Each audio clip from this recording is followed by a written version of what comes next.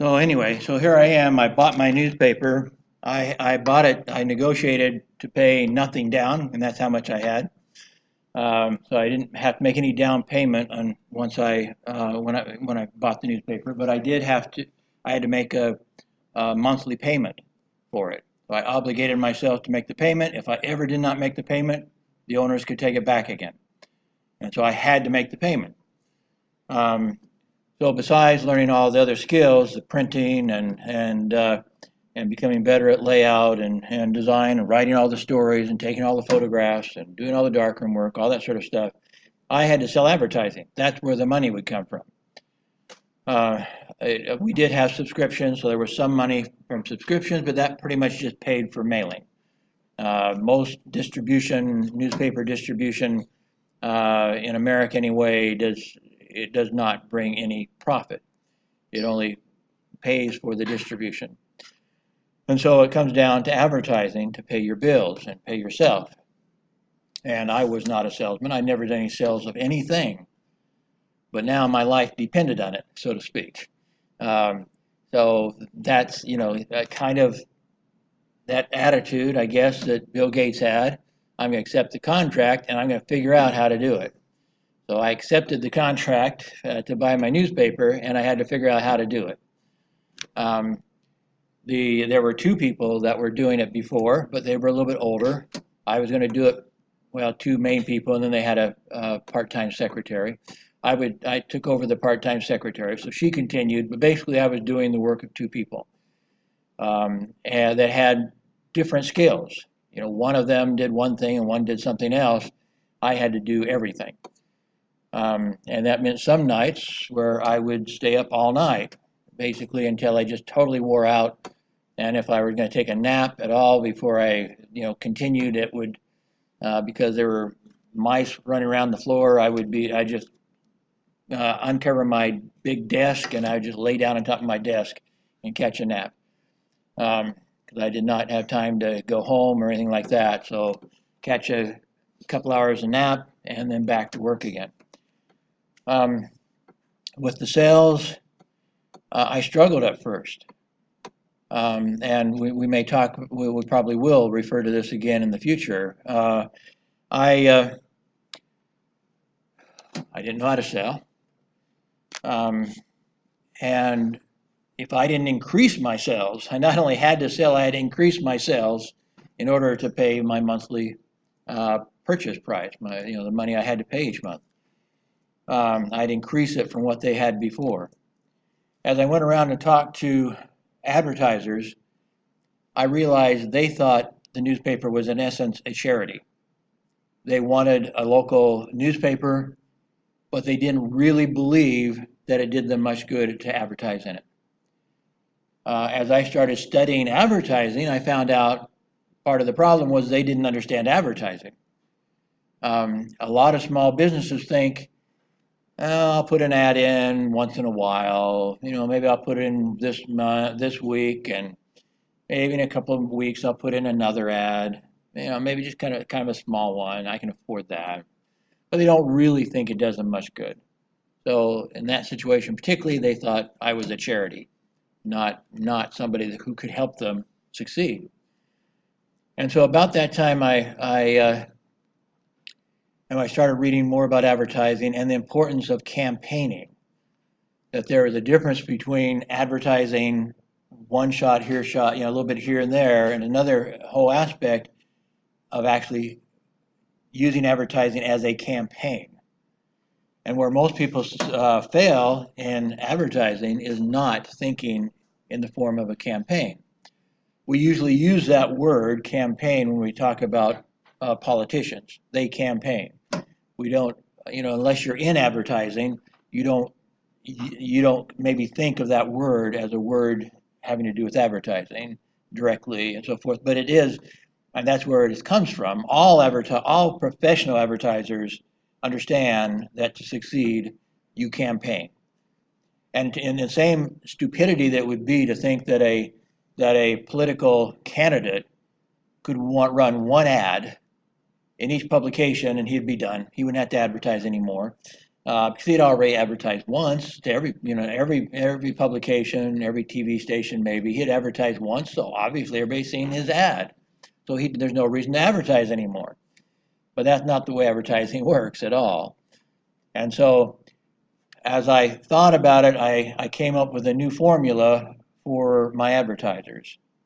And I made them a special deal if they would campaign. Now, I didn't use that word, I don't think, but that's in essence what I was doing. I was saying, okay, instead of advertising once in a while, if you advertise every week, a lot of them were advertising just on a broadsheet page, the biggest size newspaper page. They were taking out a 1/8 page ad, so it was not very much. About like this. I said, if you will just continue doing that, but now every week, not once in a while, but every week, you take out that ad. And so you have to pay me every week. But if you do that, then 4 times a year, I'll give you, instead of that small ad, I will give you the full page.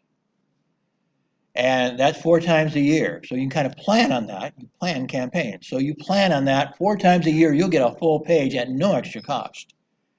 4 times a year, you'll get a half page at no extra cost. You're just paying for that 8th page ad. 4 times a year, you'll get a quarter page ad, twice the size of what you're paying for, at no extra cost. And I threw in a few other freebies. And so by making a special contract offer, I got them thinking about, gee, what could we do if 4 times a year we had a full page ad? What could we do if another 4 times a year we had a half page ad? What could we do if 4 times a year we then had just a quarter page ad and all the rest of the time we had our regular 8th page ad? And so I was able to sell that idea to lots of the advertisers, and just the fact that I was willing to do that suddenly started attracting bigger advertisers who wanted to come in and put in 2 full pages every week. And so my approach to the campaigning caught fire, so to speak. And so in 1 year, I doubled the advertising revenue in 1 year. And I was somebody who had no idea how to sell advertising. But when you're desperate, when you put yourself in the situation where it's do or die, so to speak, it's amazing. If you don't panic and freeze, if you don't doubt yourself too much, but you just work hard, as he was saying, just do it. Just act. It's amazing what you can do. And so, as I said, with Biliu, or however you pronounce his name, I think he's right on. I mean, he felt like he was a total failure until he finally decided, I am going to act, and I'm going to act physically. I'm going to lose weight. He was way overweight, but he started doing the work physically to lose the weight. He just had to change who he was from a failure to a success, whatever he had to do. Take chances, work hard, believe that anything was better than what he was living, because he was just ready to give up. Let's see, before we go on, let me pass the roll and a couple other things. This class is about half the size of the one on Tuesdays. I think it's to your advantage. I think a lot of people don't want a Friday afternoon class. They want to go to the mall or something. I understand that. But having a smaller class, I think, will be to your advantage. You don't, a little more, you might say it's a little less formal. We all get to know each other a little better. We'll just get more done. Smaller groups get more done. There's one area where you do a little bit more work. In that I didn't want to have too many presentations. So in the other class, they're going to have like 10 members to their presentation team. That's too much. That actually makes it harder. And it's harder to stand out as, the best of the best, so to speak, when there's 10 people and you have 20 minutes to make your presentation or something. That's bizarre. But in the past, what I found is that when I started, in the past, I've created new subjects, and so we ended up having like maybe 2 presentations a day for the whole semester. And in a 2 credit class, that takes up more than half the time, basically. And I didn't think that was quite right either. So so they're going to pay the price. They're going to try to figure out how to have, 10 people make a 20-minute presentation. You guys, I'm going to delete at least one subject that they will go ahead and teach in another class, but I will not teach. You will not teach in this class. You will not present in this class. Where'd my pen go? There it is. There's one pen anyway. So I'm going to cross out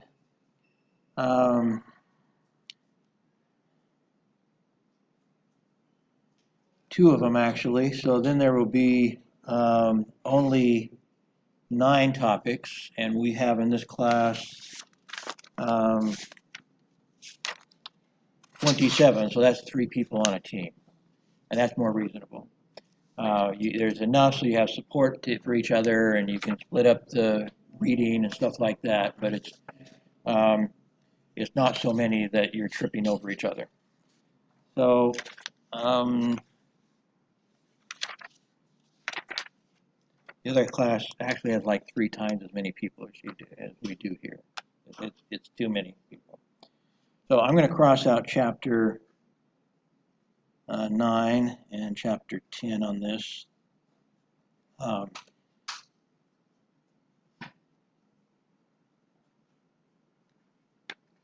One of them, in fact, I had already taken out chapter 11, so there's no 11. So it ends up being actually, nine topics. 9 topics. So try to keep your teams to 3. I'm going to cross out, I have here a sign-up sheet, the names of the chapters. The book is in e-format on Moodle. It's College Success. So the names of the chapters are here. If you don't want to decide yet, you don't have to, except somebody else will choose your chapter that you wanted anyway, whatever. So you need to act fairly. It's first come, first serve. So I'm just going to start it over here probably and then let you go. Let you scramble for it. So 3 people on a team. If we get more people, I say right now that's all I have in my list here is 27. So as long as we have 27, it comes out exactly 9 times 3 is 27. So it comes out exactly right. So I'll pass around the attendance sheet. I want you, this column here is for your nickname. What do you want me to call you? If it's the same as your regular name, that's fine. Some people I know adopt nicknames. A lot of them adopt Americanized nicknames. That's fine. Your email address here, and then there's actually both weeks 1 and 2 here, so you can sign into both of those today, since I didn't pass it around last week, I don't think, or if I did, it was just a blank sheet or something. Any questions on that? I'll get this passed around.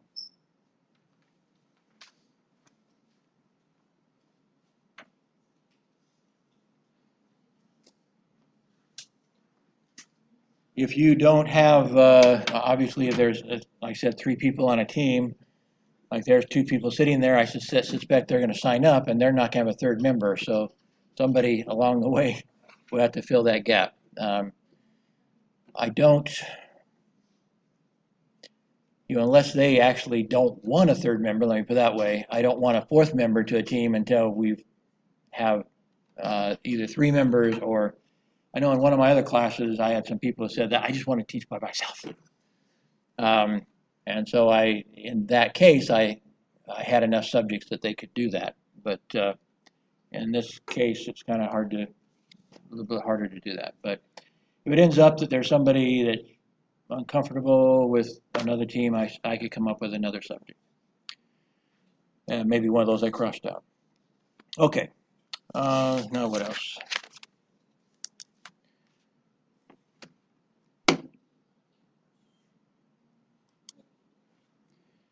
Okay, again, on the Moodle, we have, does everybody have the sign up code you need? Just Success 2019, Success with a capital S at the front, and no gap between Success and 2019. It is how you sign up for the Moodle part of the class. Um, In fact, let me talk about how many people that are here today were not here last week. Okay, so let me talk a little bit about the syllabus then. Sorry to bore those of you that were here, but I actually didn't spend a lot of time last week. So let me go back up and go to the general area of this. So here's up here at the top of the Moodle page, you see announcements. I think I did send one out the other day, but it was mostly related to the other class. You see the textbook, 7 Habits of Highly Effective People. I will not actually give you reading assignments in it, per se. We will watch lots of videos by the author of 7 Habits himself. And you're welcome to read it and learn more. And then it may help you with your other assignments that we'll talk about in just a second. But I won't actually be giving you specific reading assignments in that. You read what you want in it and learn what you want in it and use it in your assignments. College Success, you also don't have to read anything except the one you present. So we're going to present 9 chapters. Unless somebody wants to do one by themselves, then we present a 10th chapter. And once we get started, we'll do one a week. We want them to be about 20 minutes long. I will go through the critique sheet next week. I don't want to have our classes be different than each other, so I didn't do that in the other class, so I'll wait till next week to go through the presentation critique sheet. But although it is here, if you want to look at it, it is right here, class presentation critique sheet. So it is there. We'll talk about it next week.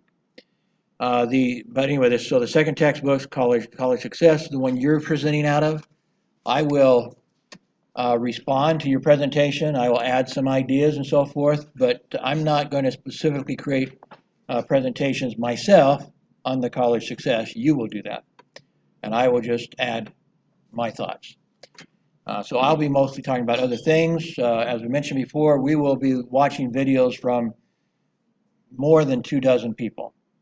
So even though the one we'll spend the most time with is the 7 Habits of Highly Effective People, that is not the only source by any means. There are, like I say, about 24 other sources we'll be referring to and other people's ideas. So anyway, let me go back up to the syllabus real quick. Again, I'm not going to spend a lot of time with this. You can read the syllabus as well as I can. But if you have any questions as I scroll through here, please do ask. In fact, let me pull up something else real quick here too, before I forget to. I did not provide you my contact information the other day. I did put it into a PowerPoint for a different class. I'm just going to bring up that PowerPoint, and I will post that on Moodle so you have that. Okay, let me go find that real quick.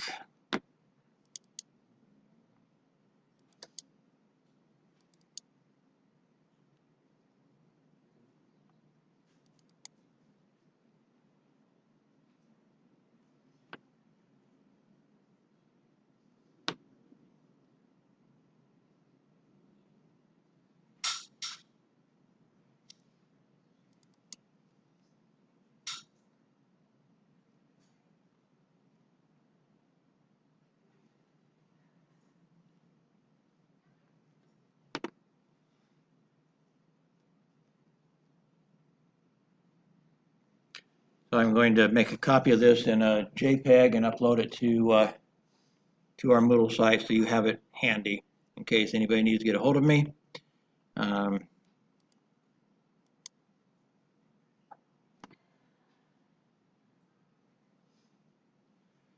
So I've got two phone numbers coming into my same phone. So those are, I will post that onto Moodle. My email address is just kharvey at Xiamen. The end is the same as yours. So just kharvey. Or the other one there, ken at ieitv.net is also one I check every day. So I check both of them daily. My assigned office is 445 in the A1 building, but there's no air conditioning, as I think this air conditioning is not working either in here. And so they've assigned me a separate temporary office of 405, same floor, A1 building. And so if you need to find me in the next week or two, that's probably where you'll find me, 405. Hopefully within the next week or two, they'll have 445 ready and I'll go back there. So I have two offices now. There's some websites that I've created. I don't know, I just put them on there in case you're interested. So let me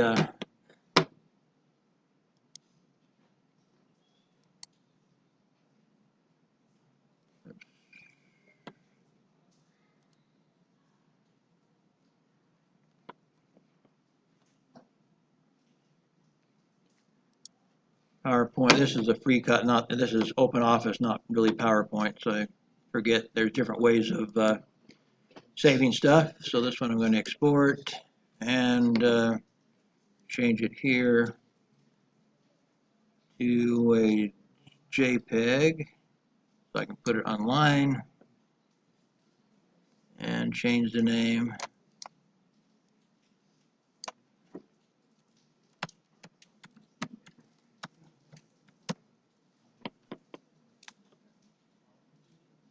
And save it.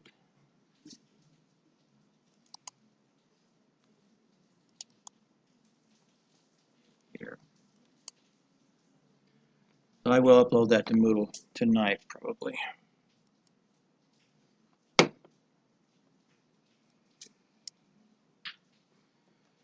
Okay. So going back here, the main part you want to know is how you're going to get graded. I did cover that a little bit the first week, but let's do that again for the new people and in case anybody has any questions.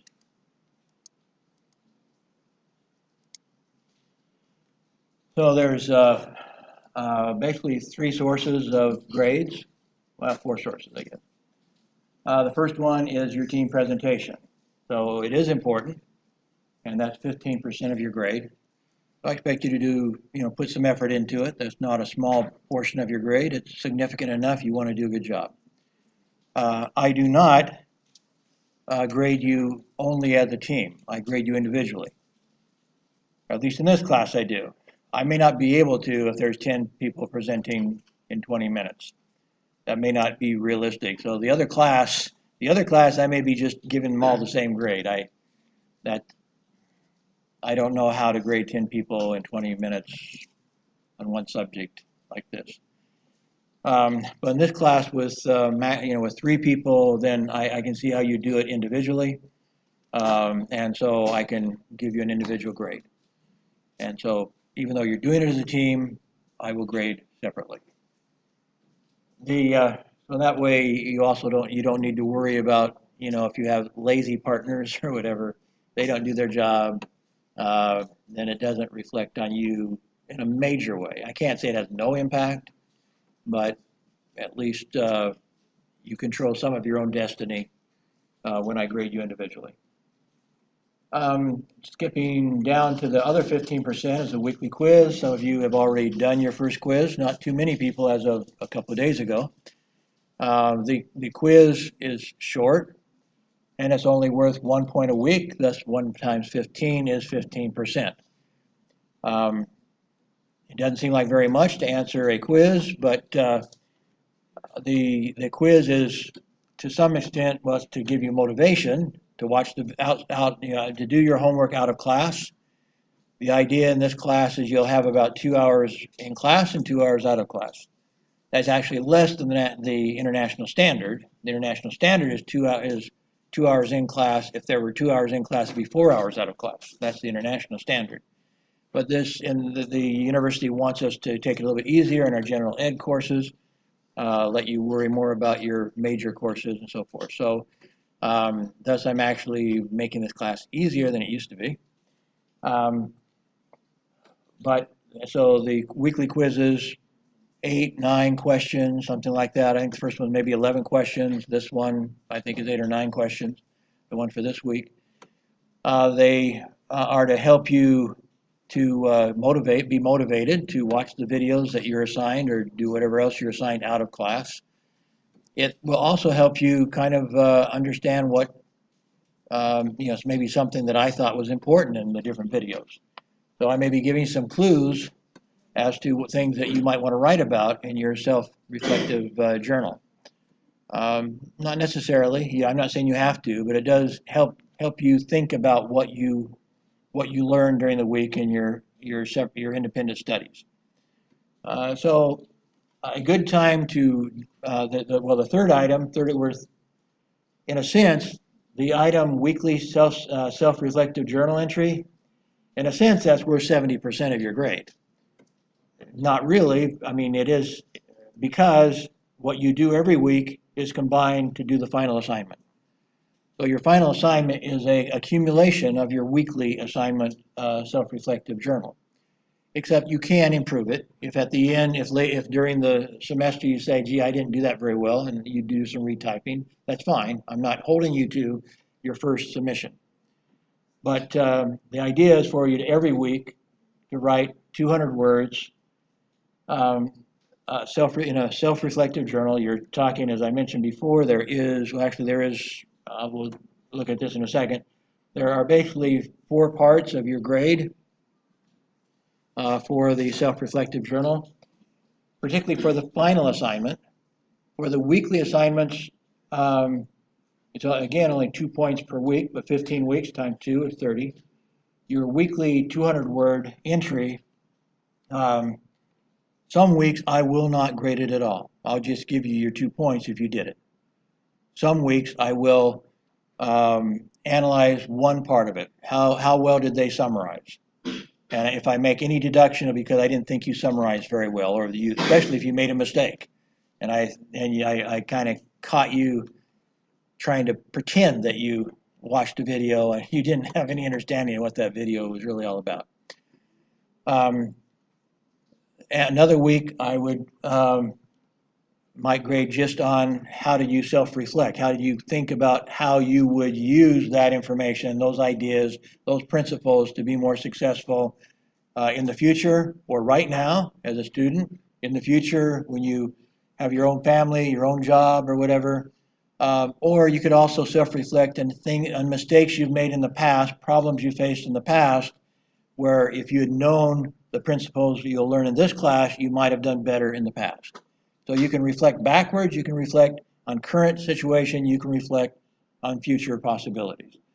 So that's the part that is worth the most, and I'll go to the breakdown in a second. Even though I show you, when I go to the other part of Moodle, you will see this breakdown of how much each part of your self-reflective journal, how each part is worth. That's not really true for the weekly assignments. I posted there so you're thinking ahead to the final assignment. The final assignment, you're putting them all together. As I said, save a copy. Remember, you have about 2 weeks to do your self-reflective journal entry, and after that it's going to close. So everybody needs to keep a copy of what you write each week, because then at the end of the semester, when you compile them, I don't want a whole bunch of people saying, can you open up the journals again so I can, I'm going to have already graded you at that point. I could technically open it up, I guess, but just keep a copy. It's not that hard. Remember to keep a copy of what you put in each week, and then we don't have that problem. Again, as you save them into one document, into one Word document, probably, you can at some point decide you're going to make some changes, and you're, you're allowed to do that for the final entry. That's not a problem. So, but you don't have to. I mean, if you have other classes you're worried about, you think you're going to do okay in this class, you're not too worried. You're not a perfectionist. uh, you think you'll do okay, then that's fine. You just like say put them all in one document, and a lot of them just do it week by week. So they say week one, they put in their words. Week two, they put in the words, they copy in and put in the words that they wrote in week two. Week three, so they just go right through 1, 2, 3, 4, 5 to 15 and plunk in their 200 words or however many words they wrote for that week. On that topic, somebody in the other class came up and said, am I in trouble? I wrote 500 words this week. You're not in trouble if you write 500 words. But don't think that I'm giving you a grade based on how many words. I am going to base it on the evaluation sheet that I'm going to show you in a second. That is already in Moodle. Might I give you a little extra credit if you did more words? If I thought they were really good, I mean that you actually didn't just throw a bunch of words at me, I would say I'd be influenced by that. But I just looked at the very best grade that I gave last semester had actually slightly fewer than the total number of words. So he not only didn't put in extra words, he was a little bit short. But he did everything else so well, I actually gave him a 100% grade on the final submission. So you don't have to write extra to get extra points. There were people who did hand in. There was one person who handed in 9,000 words. If you do the math, 15 times 200 is 3,000 words. So yes, the number you're supposed to have, the minimum number supposedly you're supposed to have without any deduction is 3,000. If you've written 200 words a week times 15 weeks, that's 3,000.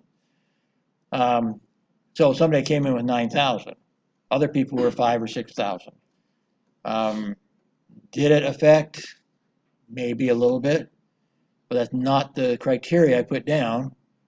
And so if it affected my grade, it was still based on the fact that they fulfilled the criteria. And then maybe if I kind of thought, let's see, which way should I go? Then I'd say, well, he did write 9,000 words, and he did a pretty good job. And so it might sway me one way or the other. If I think you're right in between, like A minus and B plus, and I say, all that work, I think I'm going to push her up to A minus, that sort of thing. That's probably where it would come in. It'd be something very slight, might be significant to you. I'm not telling you to write 9,000 words. That's the maximum I think I've ever seen.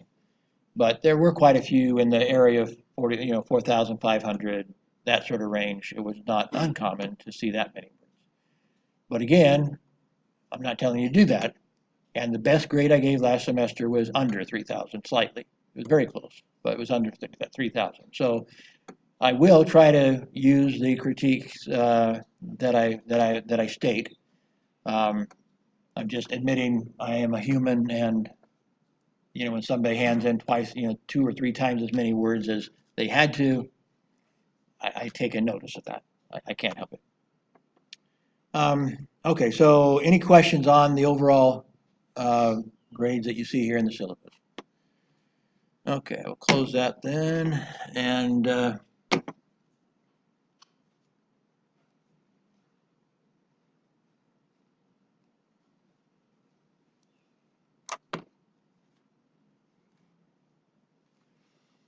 remember how I got here. I guess I'm going to turn it off. Remember. Okay, good. Okay, so when we get into the actual weeks, you have I do video record all of my lectures. Let me go back to last week just to make sure you understand why I'm doing this. and how it could be valuable to you. Okay, so now it's recorded. Like I say, this and all of my lectures will go on to YouTube. Okay, so the first thing, if you don't think you understood something, you can turn on the CC. The CC turns on the closed caption. However, but probably more important than that, and something you might want to do, even more likely, is click this dot right here. And when you click that, then it has open transcript. When you hit open transcript, that is its version of my speech in print. Now it's not perfect. As I think I mentioned last week, it doesn't understand proper names. So even if I said my name, Ken Harvey, who knows how that would put that down in a transcript. Ken Harvey's not in their word database, probably. And so it could say any sorts of stupid thing with Ken Harvey. I don't know what. So you have to take that with a little bit of grain of salt, so to speak, this transcript, but you can just go ahead and just go in and copy it and plunk it into a Word document, and it may help you as you're thinking about what to write in your journal, something like that. It might help you with the quiz, although most of the quiz will be based on other videos, not on my presentation, but sometimes it is on my presentation. Particularly this first week was, because I was kind of introducing the way I think and so forth. So the first week did include some of the stuff I talked about on my own. By the way, those who were not here last week, it's not too late to do the quiz and the self-reflective journal and stuff for week 1. You have until May 10th to finish that. And then week 2 deadline is May 17th, I'm pretty sure. And so you have some time to do both this week and last week. But then on May 10th, week 1 will close, both the journal and the quiz. And May 17th, week 2 will close, both the journal and the quiz and so forth. So I give you a little bit of time in case you missed a week, or in case you had an extra hard assignment in another class, or whatever it might be. You have an extra week or so to catch up. But then I want to encourage you to keep up, so I'm not giving you forever to do these assignments. What I usually find when people wait a long time is that's when they're most likely to cheat. Because now they're desperate. Oh, I've got to do this, and it's 4 weeks ago. I don't remember what we talked about. Hey, tell me what you talked about. Whatever. I mean, it's human nature to, once you've screwed yourself up, you didn't do what you were supposed to do, now to figure out how to handle it. So you have somewhere in the 2 to 3 week range, about what I've said is 2 weeks. Actually, May 10th is a little more than 2 weeks, but you have at least 2 weeks to complete a week's assignment. So don't get too far behind, okay? And again, that transcript may be of value to you in your efforts. And you remember to tell the other class that.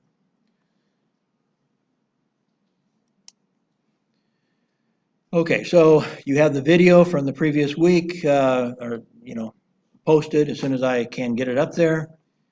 The learning material are all the other videos we watch, basically. There might be something else once in a while, but almost always, like maybe a few notes, and so forth. But primarily, they're videos. Some videos will show you the embed like this, especially YouTube will. Some of the others, like one we listened to that first week, was that I thought was important, was this Emily Smith.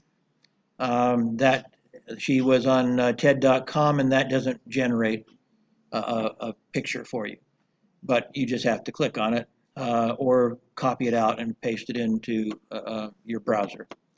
This one here, Peter Diamandis, also is a TED.com, and this one didn't generate a link, but you just have to, again, like I say, just copy it paste it in your browser, and it'll take you there.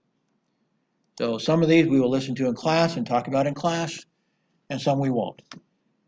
Typically, you will have about an hour's worth of videos to watch outside of class, and that gives you 1 hour to do your quiz and to do your self-reflective journal.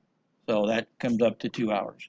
And so if anything, it might be a little bit less than 2 hours if you do it properly, and if we get things covered in class. Once in a while, something may cause us to not get everything done in the class like we wanted to, like happened on Tuesday with me. And so Tuesday class is having to watch a little more out of class than you are. But we should be able to get it. Well, you already watched one video we did not watch in the previous in the Tuesday class. So, and then when we get to the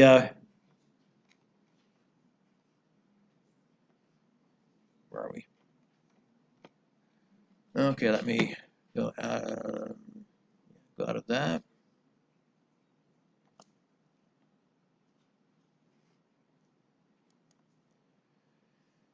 And then go into the self-reflective journal. When you go into that, I don't see it the same as you will, but it should just simply have a button that says post or something like that.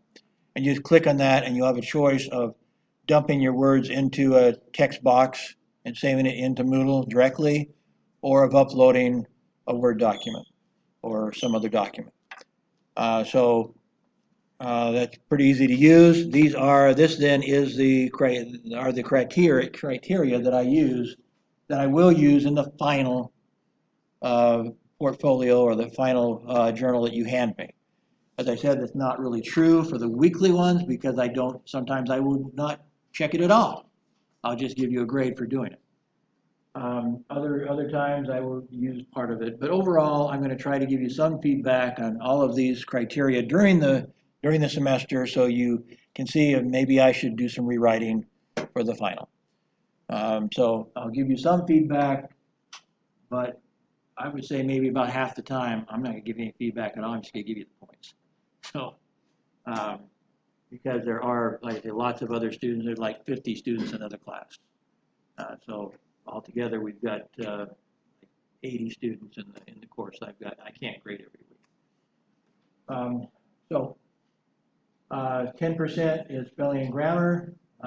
When we get to the end, I will make sure I'll know how to do it, but basically you'll upload it into turnitin.com. If you've heard of that before, you probably have, but Turnitin does an analysis of your spelling, of your grammar, of plagiarism, not only plagiarism of other things that are on the internet, but also plagiarism of one another. That's one of the most important things that it will check. Every time I upload a document, it will keep it in its database to make sure that somebody next semester doesn't use your material to get their grade. It will check against previous years. And that you don't use, you don't have some friend that took the class from you last year and whatever, use her journal. So Turnitin will check on that sort of stuff. Be careful. I had one student last semester, I thought he was my best student, and he did quite a bit of plagiarism, which, cost him. Completeness is basically, did you do at least, at the end of the semester, 3,000 words, or really close to it. Again, if you do more, I don't know how exactly I handle more, but 3,000 is what I'm looking for, 200 a week times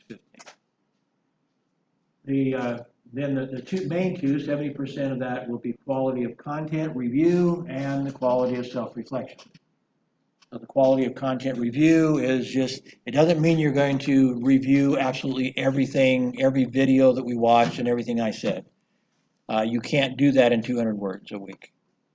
That's why, somebody came in and said it's okay if I have 500 words, because they did try to essentially to do that. They did a quick review of every video that they watched. And so to do that, you had to go to 500 words. Again, I don't penalize you for doing that, but I don't expect that, and it's not required to get an A.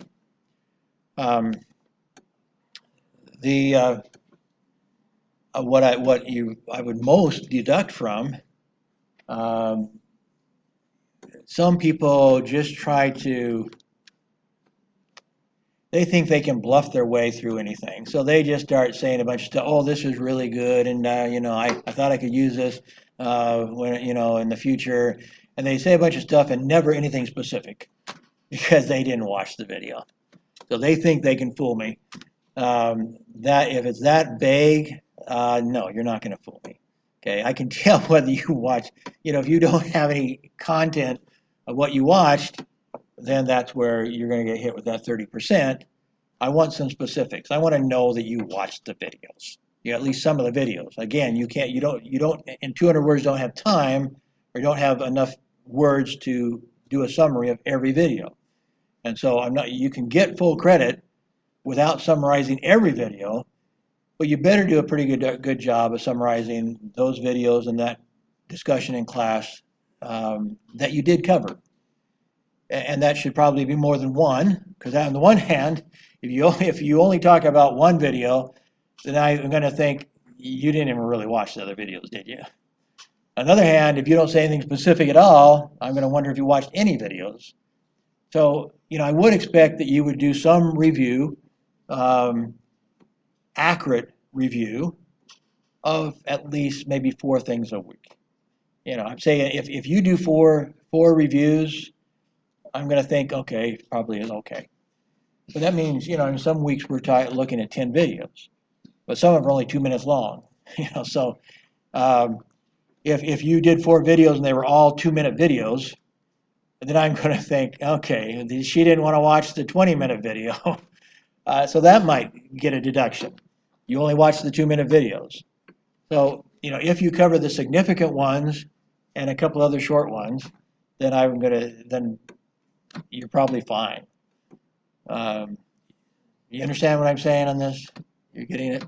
Anybody have a question on it? I mean, I can't tell you, I don't want to try to quantify it exactly.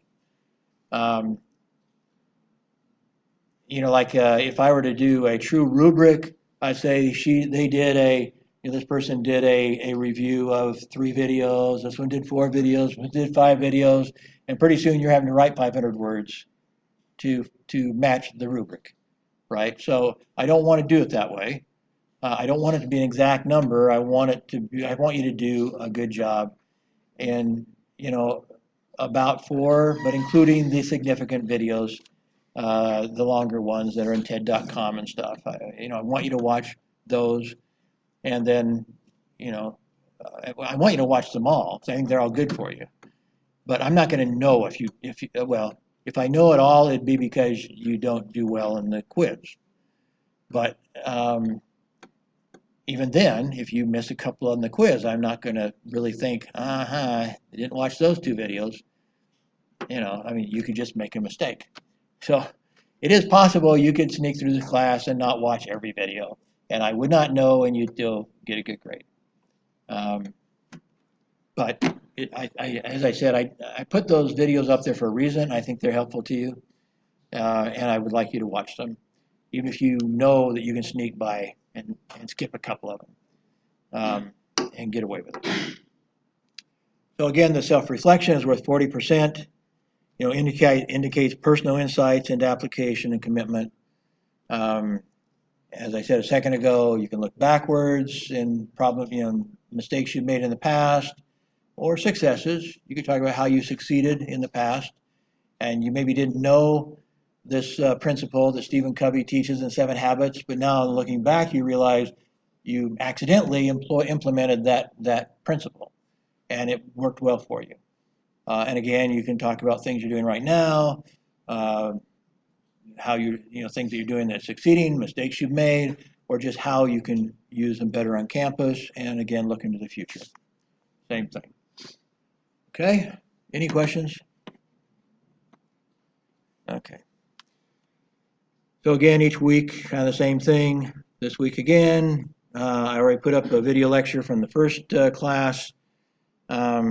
So I might put up here, if I put week 2B, you are 2B.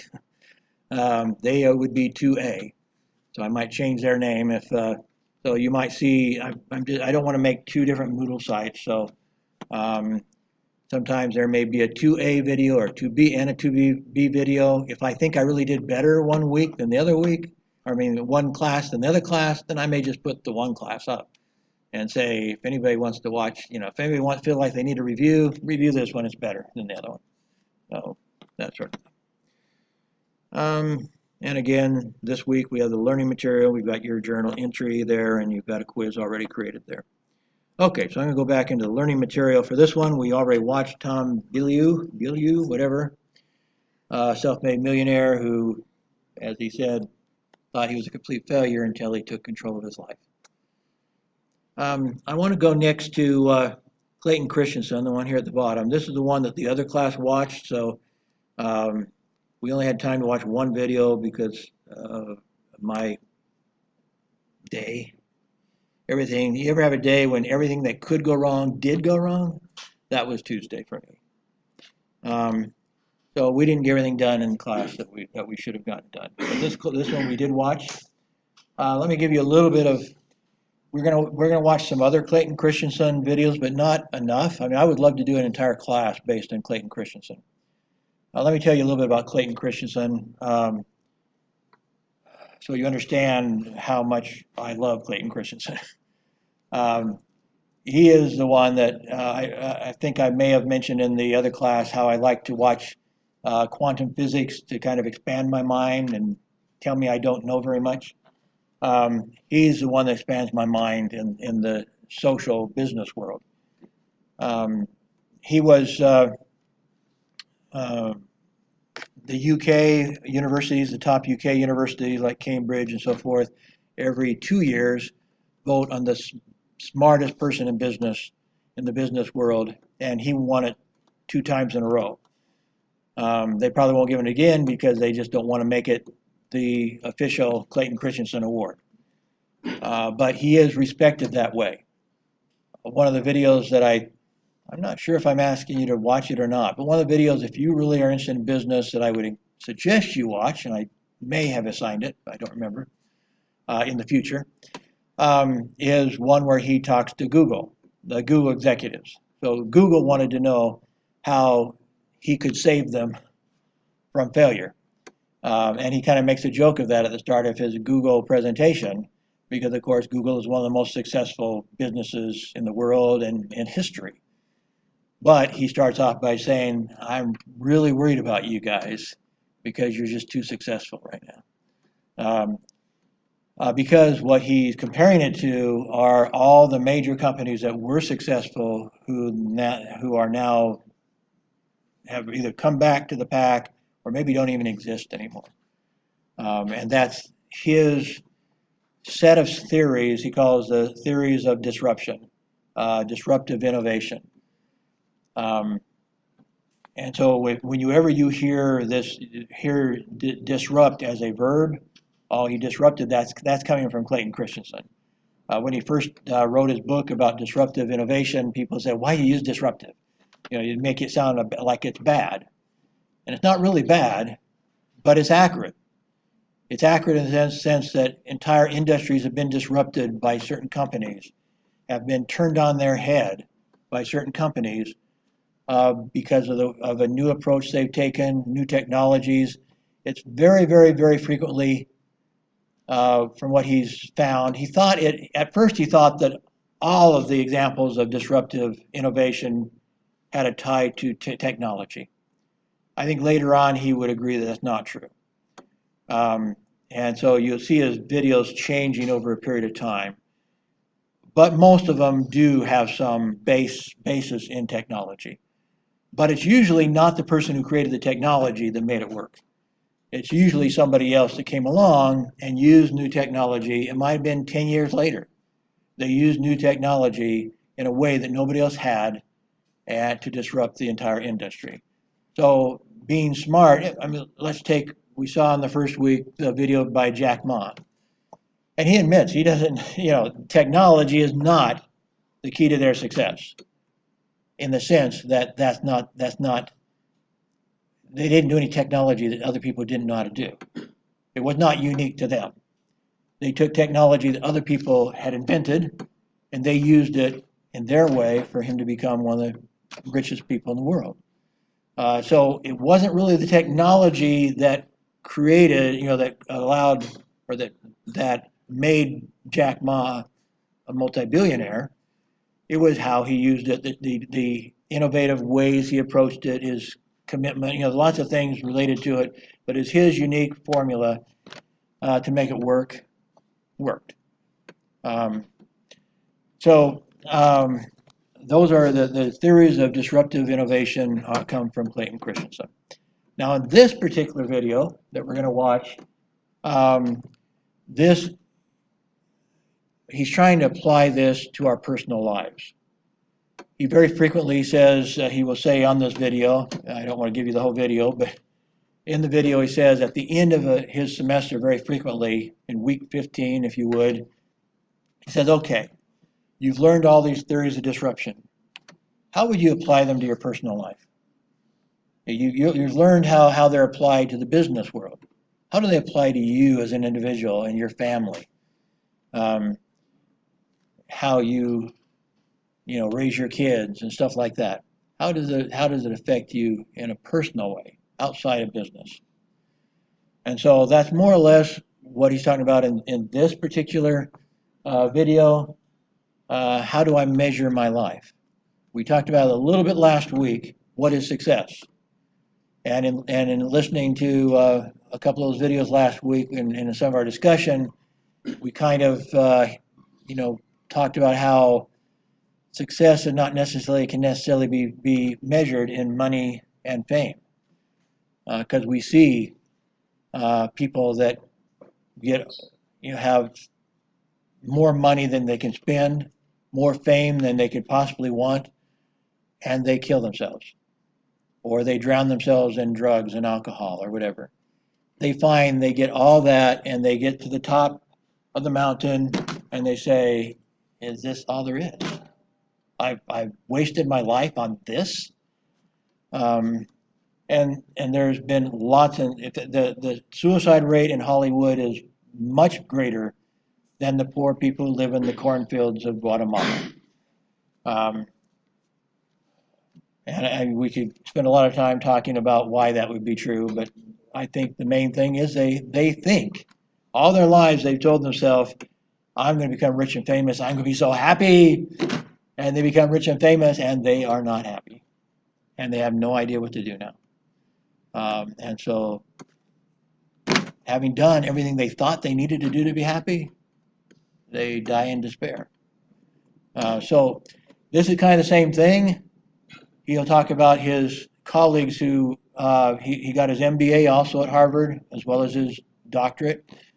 And as he and his colleagues, his peers at the university, got their MBAs at Harvard, being Harvard, they were sought after by many of the biggest companies in the world. So they went out, all of them essentially went out and became successful. And he talks about how success wasn't success for many of them. And he tries to use his theories to kind of explain why they failed. So with that, I'm going to go ahead and bring that up. And this is the only video we watched in the other class, so we may watch another short one after this or just talk about this one. It's about 20 minutes long, I think.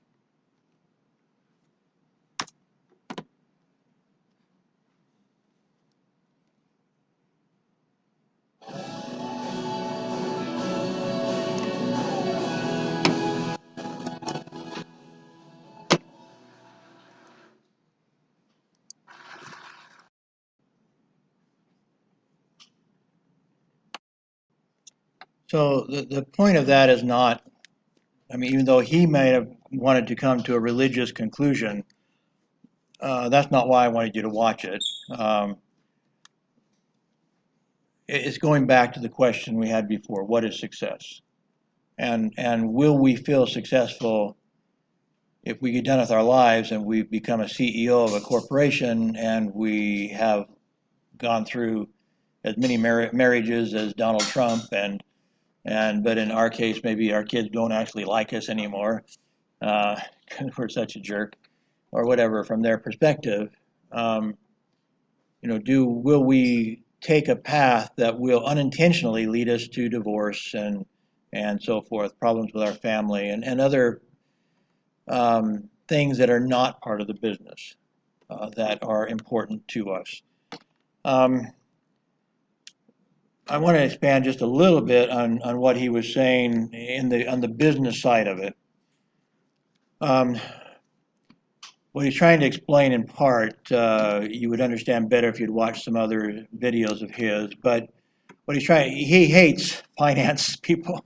He hates finance professors. So if you're in finance, maybe you should not watch Clayton Christensen because uh, he thinks they're screwing up the world, basically. All those ratios he was talking about and how to measure success of a corporation, he says, are the very reasons why major corporations died. And what he was trying to explain, he didn't really clarify it real well, was if you can, for example, he says there's different types of innovation. And on the one extreme, you have your disruptive innovation. Disruptive innovation is higher risk, but it can change the world. And so disruptive innovation is not not necessarily a safe investment, but especially if you're at the top and you don't make disruptive innovation a priority, you will die. You have to do it. And what happened to the major corporations that have died is that they turned their backs on major developments, and it wasn't that they didn't have the people that could have done it. One of the examples was Sony from Japan compared to a company called RCA in America. RCA was at the top of the world in electronics. And in those days, for TVs and radios, they were using vacuum tubes. And somebody had invented transistors, but transistors didn't work very well. They didn't make as good a sound as the vacuum tubes did. You could put them in smaller devices, thus what we call the really small radios, we call transistor radios. Because in those days, that's how they got small. They took out the vacuum tubes and they put in the transistors. They weren't very good quality, but you could go to the park with your friends and you could, first off, as a teenager, you could afford to buy one because they weren't very good and they were small and they were cheap to make. So you could afford to buy a transistor radio and you could go to the park with your friends and listen to music your parents didn't want you to listen to. And so at first, throughout this process, RCA was looking down at Sony and saying, "They're no challenge. These little guys from Japan, they don't know what they're doing. They have crummy little, these crummy little radios that none of our people would ever buy." But over a period of time, transistors got better. And Sony was focusing. They made transistor TVs, small TVs. They made those transistor radios. They bet their future on transistors, and they worked hard to make them better. But meanwhile, they were going to a market that did not exist before that. So one of the main things he talks about in trying to beat a giant is to start at his feet, basically, and go to a market that does not they haven't touched. In other words, with the example of Sony, those teenagers were not buying big radios with vacuum tubes. They couldn't afford it, and who would want a big, they already have their family radio in the living room probably. The whole family would sit around the living room listening to the radio, listening to different broadcasts. They had, in the America in the 1930s, they had comedy shows. They had, like shows like now we watch, Britain's Got Talent or America's Got Talent. They had variety shows like that. All this was on radio. And in the 1930s, even during the Depression, people loved these. Even in the 1930s, they created what we call in America soap operas. Many of you around the world call them serials. They're the daytime, frequently, well, in America, they're mostly daytime, but they're the things that go on and on and on for years. And especially the women love their serial TV shows. And they follow this family, through 20 years of their lives, one small story a day. Well, we call them soap operas because during the 1930s, um, Procter and Gamble, P&G, decided to take a risk and put their money into these little serials and to advertise, sponsor them, and see if they could make money even during the Great Depression, and they did. They were not number one before the 1930s. By the end of the 1930s, P&G was number one because they took a risk and they invested in radio as an advertising medium and created these soap operas. Um, anyway, so when Sony came into the market, the point I was trying to make is simply they sold radios to people who had never bought radios before. And so they made money. They made money with a brand new market, with an undiscovered market. But then gradually they made their products better and better and better until nobody knows who RCA is anymore. Everybody knows who Sony is. Nobody knows RCA. So his point in some of these, in looking at some of these formulas, these ratios, he says that the finance professors teach you is that they will lead you to disaster, because the other type of there's you can show equal profitability in a shorter time frame by going with innovation. What's he call it? Efficiency innovation. Well, efficiency innovation might actually cause you to fire people. Let's hire robots. We'll fire people.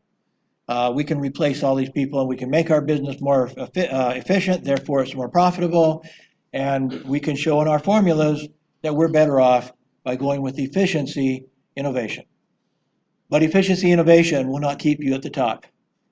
It will guarantee that somebody else who's doing disruptive innovation is ultimately going to beat you. It guarantees it. Because businesses don't stand still. So if you're entrusting your future into efficiency innovation, you have just bought into the formula that will kill you.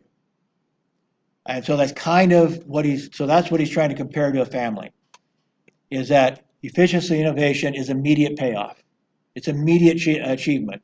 It's less risky. And so company after company has killed themselves by investing in efficiency innovation and ignoring disruptive innovation, while somebody else is developing the next disruptive innovation. In the families, we're looking for achievement also. And if we are achievement oriented, we tend to, men more than women, but women now more and more all the time too, are thinking we have to spend our extra time doing better at our business. Any free moment we have, you think about our business, say, how can I do better? How can I do better? How can I impress the boss? How can I come up with a new idea and move up in the organization? We're measuring our lives by what we achieve in our business or our career. And meanwhile, we're destroying our families unconsciously because we're ignoring our wives, we're ignoring our kids, we're investing all of our energy into being successful in our business. And so even though all these smart guys for MBA, that graduated from Harvard with their MBAs were successful in their businesses, most of them ended up unsuccessful in their families. So when we talk about success, that's another reason why you have to think about it. What is your success? What's the most important success for you? And can you balance it somehow? Obviously Clayton Christian, as the smartest guy in the room, has somehow balanced it.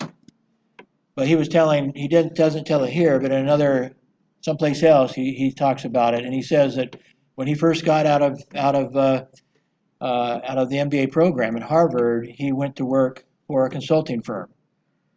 And they asked him one day, said, we have to get this project out, so we need you to come in on Saturday. They said, I don't work on Saturday. But this is really important. We need you to work on Saturday. I said, Saturday is when I spend my time with my family. I can't come in on Saturday. He refused to come in on Saturday. And they said, well, okay, forget about Saturday, then how about Sunday? Sunday I go to church with my family. I don't work on Sunday. Well, that's probably maybe why he didn't get that promotion he thought he felt like he was going to get. Because he doesn't work on Saturday, he doesn't work on Sunday, and all these other guys are. And so it may have been the very first week of work, or that first month of work or whatever, at his consulting firm when he said, I will work as hard, I will work late, I will put in as many hours you want to, Monday through Friday. I don't work on Saturday and Sunday. That's my time for me, my family, my church, the other part of my life. So, he put his money where his mouth is, so to speak. He lived what he's talking about here. He was willing to take a risk at his business and in his career by telling his bosses, no, I'm not going to make any exceptions. Once I make the exception, you're going to ask me to do it again and again and again. I'm not going to sacrifice my family for the job. And so he didn't. And he didn't get that promotion he thought he was going to get. I don't know if they tie together or not, but it could very well be. It may well be that in finding that balance, you will not get the promotion you'd like to get. But at the end of your life, you look back and you're now 80 years old and you look back in your family and your life behind you, will you regret it? He's saying you shouldn't and you won't ultimately. You can't take your money with you. And when you get there at some point, you find out being the boss wasn't that big a deal anyway. So another thing for you to consider as we talk about success strategies, is how do we do it? What will be our definition of success? And what strategies will we use to achieve our definition of success? Will those strategies lead to a great career and a lousy family? Will we find a balance like Clayton Christensen has? Will we maybe go too far the other direction? Maybe there is a point where you could do unbalance it the other direction, or you spend, you basically sacrifice your career altogether and you never become anything. You never achieve your potential in ways that you could really help the world. I suppose that's possible. But I can't define that for you. I can't. You have to. But I'm hoping that with this video and the one we watched last week, that you will consider all these aspects of what you want to achieve in your life. I know I've worked my butt off to achieve success in my career. And there have been times that I've sacrificed my family to do that. So maybe I have done exactly, pretty much exactly what he warns you not to do. Last night I was still here at midnight, working on something. And in fact, I've been here, I think, after 11 most of this week.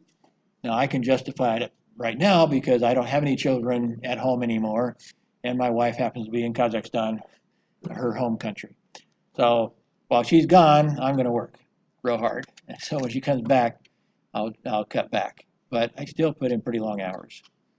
And I what can I say? I can't defend it all the time. I probably do. I've told you I was a workaholic, and I am. I still somehow came out with great kids. So maybe I did something right. I don't know. And I have 18 grandchildren that are amazing.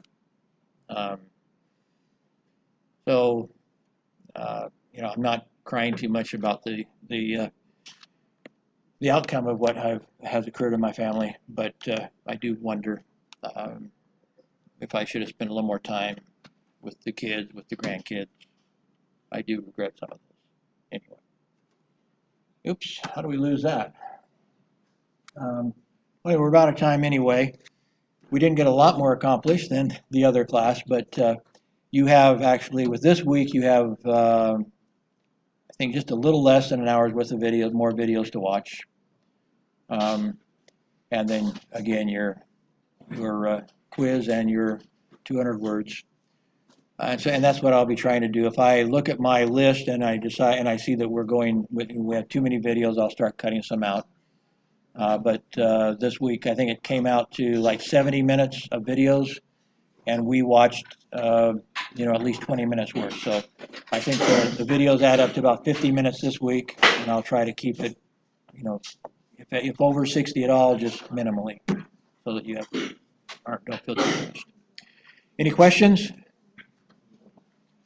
Okay, well, you have some things to think about for your journal. What is success? How are you going to balance your lives? Or are you? Maybe you don't care. I'm going for it. Forget the family. I'm going for the big bucks. That's your decision. I can't tell you what to do. Okay, thank you.